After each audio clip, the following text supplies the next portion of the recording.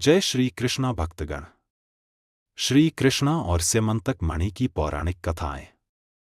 एक बार भगवान श्री कृष्ण बलराम जी के साथ हस्तिनापुर गए। उनके हस्तिनापुर चले जाने के बाद अक्रूर और कृतवर्मा ने शतधन्वा को स्यमंतक मणि छीनने के लिए उकसाया। शतधन्वा बड़े दुष्ट और पापी स्वभाव का मनुष्य था। अक्रूर और कृतवर्मा के बहकाने पर उसने लोभवश सोए हुए सत्राजित को मौत के घाट उतार दिया और मणि लेकर वहां से चला गया। शतधन्वा द्वारा अपने पिता के मारे जाने का समाचार सुनकर सत्यभामा शोकातुर होकर रोने लगी। फिर भगवान श्री कृष्ण का स्मरण कर उसने यह प्रतिज्ञा की कि जब तक श्री कृष्ण शतधन्वा का वध नहीं कर देंगे, वह अपने पिता का दाह संस्कार नहीं होने देगी। इसके बाद उसने हस्तिनापुर जाकर श्री कृष्ण को सारी घटना से अवगत कराया। वे उसी समय सत्यभामा और बलराम जी के साथ हस्तिनापुर से द्वारिका लौट आए। द्वारिका पहुंचकर उन्होंने शतधन्वा को बंदी बनाने का आदेश दे दिया। जब शतधन्वा को ज्ञात हुआ कि श्री कृष्ण ने उसे बंदी बनाने का आदेश दे दिया है, तो वह भयभीत होकर कृतवर्मा और अक्रूर के पास गया और उनसे सहायता की प्रार्थना की, किंतु उन्होंने सहायता करने से इनकार कर दिया। तब उसने स्यमंतक मणि अक्रूर को सौंप दी और अश्व पर सवार होकर द्वारिका से भाग निकला।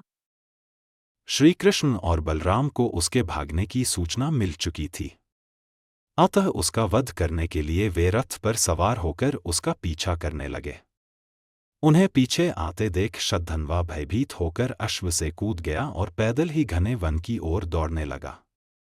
तब श्री कृष्ण ने सुदर्शन चक्र से उसका मस्तक धड़ से अलग कर दिया। इस प्रकार दुष्ट शतधन्वा का वध कर उन्होंने सत्यभामा की प्रतिज्ञा पूर्ण की। शतधन्वा की मृत्यु का समाचार सुनकर कृतवर्मा और अक्रूर भयभीत होकर अपने परिवारों सहित द्वारिका से चले गए। श्री कृष्ण अक्रूर से बड़ा प्रेम करते थे।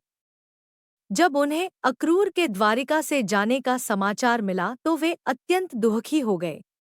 उन्होंने उसी क्षण सैनिकों को आज्ञा दी कि वे अक्रूर जी को ससम्मान द्वारिका वापस ले आए। शीघ्र ही अक्रूर को ससम्मान द्वारिका लाया गया।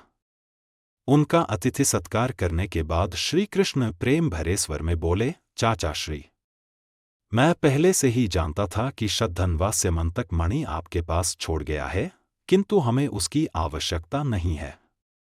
आप बड़े धर्मात्मा और दानी हैं, इसलिए उसे आप अपने ही पास रखें। उनकी बात सुनकर अक्रूर की आंखों से आंसू बह निकले। वे अपने अपराध की क्षमा मांगते हुए बोले, दया निधान, आप परम दयालु और भक्तवत्सल हैं। मैं आपकी शरण में हूँ। आप मेरे अपराध को क्षमा करें। यह कहकर उन्होंने मणि उन्हें सौंप दी। तब भगवान श्री कृष्ण ने उन्हें गले से लगा लिया और वह मणि वापस उन्हें लौटा दी।